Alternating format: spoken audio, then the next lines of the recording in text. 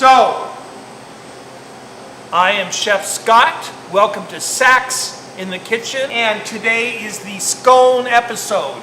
But it's not just the scone episode. We're going to make the world's best scones. And if you don't believe me, here we go. First, let's take a couple of eggs and we're going to mix those 2 eggs with a couple cups of cream.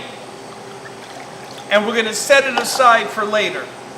So we're going to use a food processor to make this a little bit easier. And I'm going to need 4 cups of flour. Let's see where I can find, flour. There we go. Flour, all-purpose flour. So listen, in fact, you sometimes, if you are quite the packer, you could pack up to an extra ounce of flour per cup. Always use a smaller scoop and scoop into your measuring cup like this. You want it just to be, and then and then your knife. There's a cup. You have the 2 teaspoons of kosher salt in here, and now I'm going to add in 2 tablespoons of baking powder. 1, 2.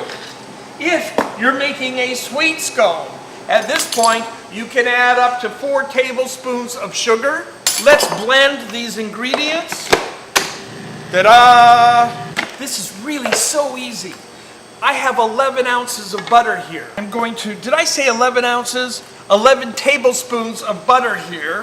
And I'm going to cut it up. You want cold butter? Oh! Cold butter. Chop it up into smaller, manageable pieces. Get it in here. And turn it on.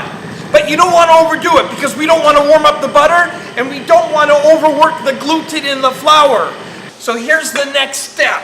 We pour it into a bowl.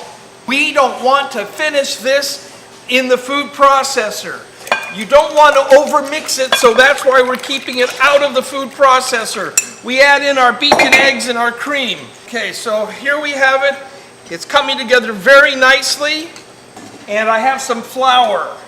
Whenever you use flour on a table for baked goods, make sure you don't put too much, just kind of what you need. We're now going to finish it by kneading, and I'm going to show you 2 things that you can do with your scone dough.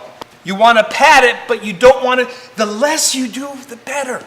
You want it delicate and like me. So then, once you get a disc, you can make cuts partway through, rolling pin. Let's just roll this out.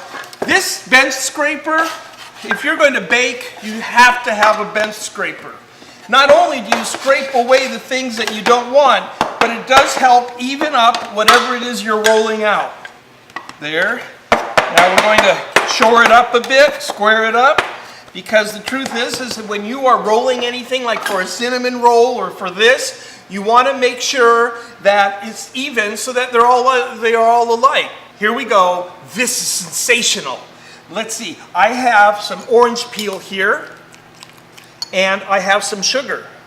Let's mix the 2 together and cover the entire scone dough with the melted butter. You can be generous. After the melted butter, you can put anything you want. You can use chocolate chips, you can use coconut. I'm using orange peel today with sugar. You can use spices. The one place you never put any filling is this border right here, because it's going to be too hard to stick together when you want it to. Oh boy. Okay, here we go. And then pinch it. And you're like, but what a mess. It won't be. Watch. And always put the pinched end on the bottom. Do your best to shape it up. And then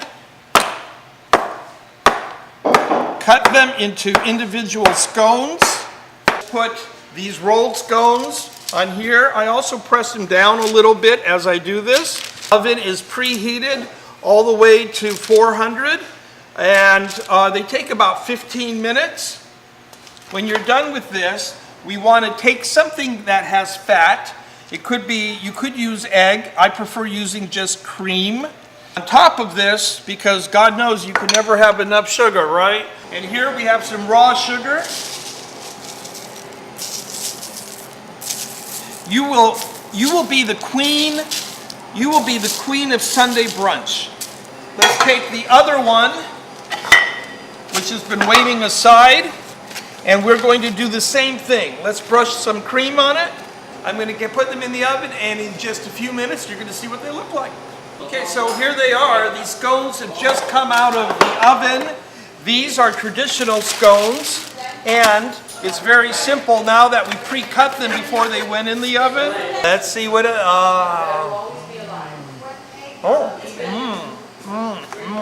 But this is the one I really love the most. So we rolled them up. We filled them with the lemon peel and the sugar. These are so good with sweet and sour cream and fresh fruit or whipped cream. It is very much kind of like a donut and a scone. I said a scone nut. Thank you so much. Talk to you soon.